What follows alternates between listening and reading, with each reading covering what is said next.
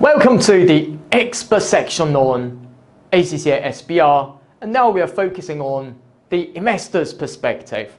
So typically this may be examined in the question 3 or question 4 in the exam.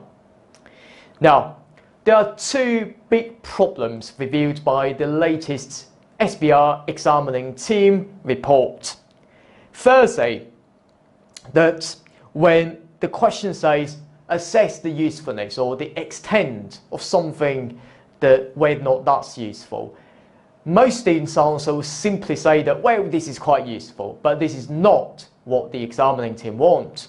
The examining team wants your answer to contain a balanced argument about the pros and cons of the item treated by the finance director. So from the investor's point of view, what would be the implications?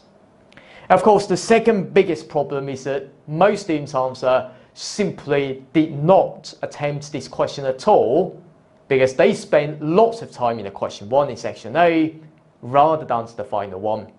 But do watch out for these two mistakes.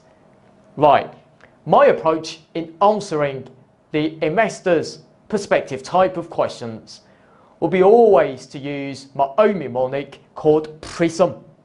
I will say that whether or not that's useful, it really depends on whether or not that disclosure will help investors predict the future profit and cash flows of the business, reviewing risk about the likelihood and impact, whether or not it shows specific reasons rather than the general ones, and whether or not it helps investors to do the what-if analysis. So in other words, that if the assumption changes, what will be the outcome?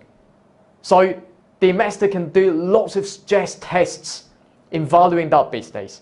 And finally, it will help investors to focus on the most important parts of the business, which means talking about the materiality principle. The best way from my perspective is to directly apply the prism mnemonic to any past exam questions. Now, I'm going to be setting the example from the Maple Company. Required using exhibit, alright, here, critically, I don't really care, assess the extent to which the company's disclosure of a judgment and estimates is useful for investors. If you see the words investors, so do think about my mnemonic called prism, but do not copy and paste that in the exam anyway. But as always, I would like to start the mnemonics first, which means the prism, P-R-I-S-M, before I apply the case information in.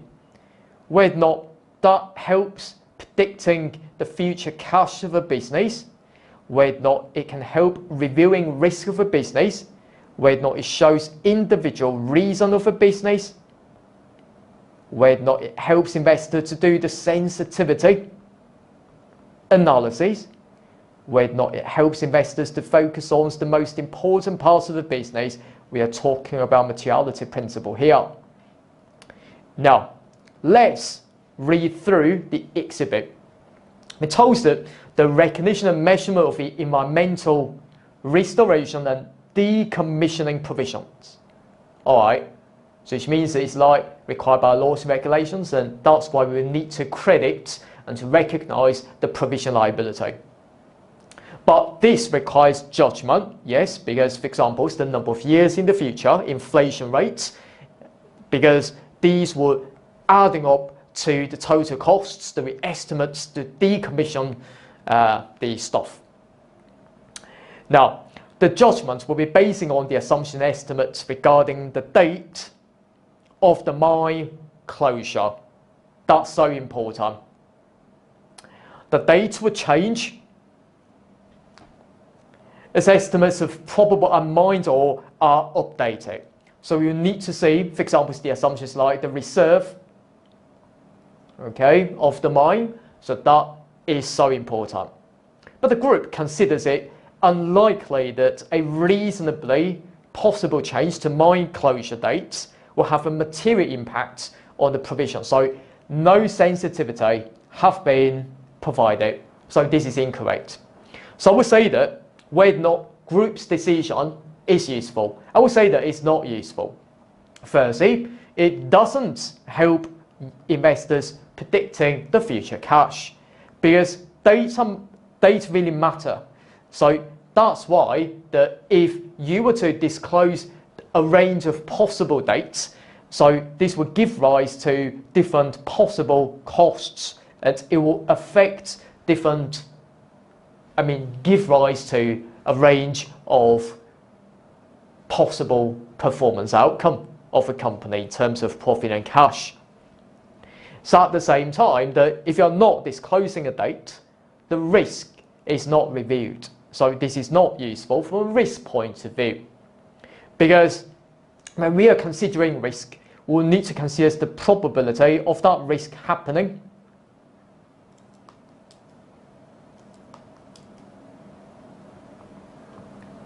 As well as the impact of the losses that the company would make.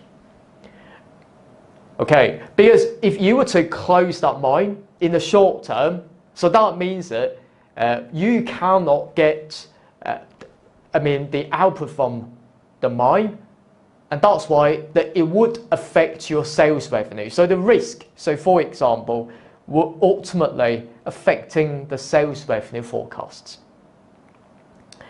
So at the same time, that if you're not disclosing that, this did not meet with the third one, which means the individual reason is not shown.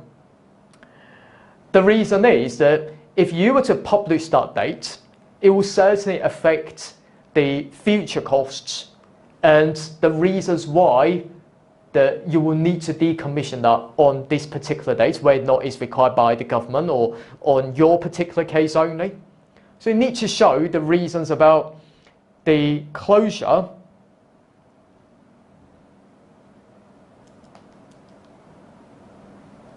is it only for our company or in general that will be applied to all companies in the same industry. At the same time, that it is not useful because investors cannot do the sensitivity analysis of that. So that's why the investors cannot be possibly providing more accurate valuation of a business by performing what-if analysis. So I would say that, yeah, always bring keywords, helping your markets to mark your script. And finally, if you fail to do that, it doesn't help investors to focus on the most important